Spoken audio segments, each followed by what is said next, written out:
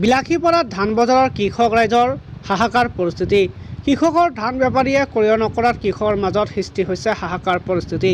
বজার বন্ধ করে দিছে সরকারে। আমরা ধান নিয়ে আসছি, ব্যাপারীরা ধান নিতেছে না কোন কারণে কিছুই বুঝতেছি না।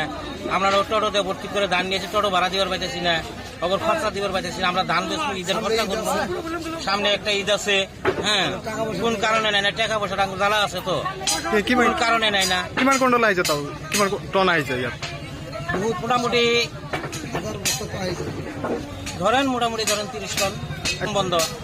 কি করে আছে ব্যাপারী কয়ে আছে আমরা ধান নিয়ে কি করি?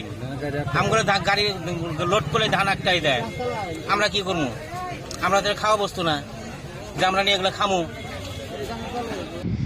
বিলাসীপাৰা মহকুমাৰ বিভিন্ন প্ৰান্তৰ পৰা কৃষক ৰাইজে বিলাসীপাৰাৰ ধান বজাৰত বিক্ৰী কৰিব আহে হাজাৰ হাজাৰ কুইণ্টেল ধান। কিন্তু বজাৰখনত ধান বেপাৰীয়ে ক্ৰয় নকৰাৰ বাবে চৰম বিপদত পৰিছে কৃষক ৰাইজ, যাৰ ফলত কৃষক ৰাইজে মূৰে কপালে হাত দি নিজৰ ধান ঘূৰাই লৈ গৈছে ঘৰলৈ। উল্লেখযোগ্য যে অসম চৰকাৰে ৰাজ্যৰ ভিন্ন প্ৰান্তত মুকলি কৰিছিল ধান ক্ৰয় কেন্দ্ৰ।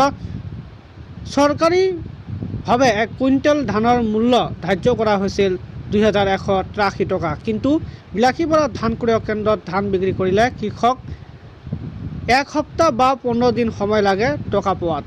ঈদৰ প্ৰাক মুহূৰ্তত কৃষক ৰাইজে ধান বিক্ৰী কৰি ঈদৰ বজাৰ কৰিবলৈ ধান বজাৰ লৈ আনে। পিছে ধান বেপাৰীয়ে ধান ক্ৰয় নকৰাত চৰম বিপদৰ সন্মুখীন হয় কৃষকে।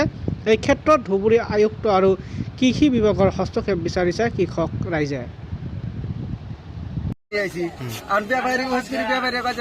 ধান কেনা বন্ধ হয়েছে, কিসের জন্য বন্ধ হইলে দিশা পাইতেছি না।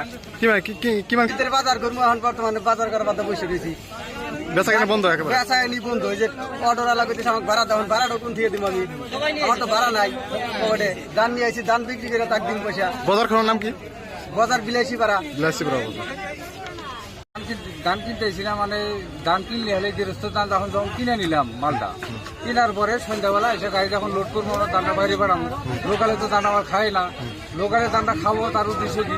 আমার ধানে আছে মরসা, অফিসে নিতেছে 16% মরসা, আমার হাটের ধানটা হইতেছে 22% মরসা। 22% মরসা ধানটা তো আমার অফিসে খায় না, তাহলে এই ধানটা যে আমরা কিনতেছি, ধানটা নিয়ে আমরা বিক্রি করতে লাগবো। তার সাথে তো মেলে তো নেই না, ধানটা আমরা বাইরে পাঠাই। ওই গাড়ি লোড করা হাতাতে শেষ আছে, কিন্তু বাইরে না গেলে তো আর আমরা ধানটা কোথায় খিলানো তো কোনো জায়গা নাই। আজি কি হয়েছে? আজি বজারত কি হয়েছে? বজার মাঝে হাটে আমার গাড়ি লোড করেছি, 4টা গাড়ি লোড করেছি, গাড়ি শেষ করে নিয়ে গেছে।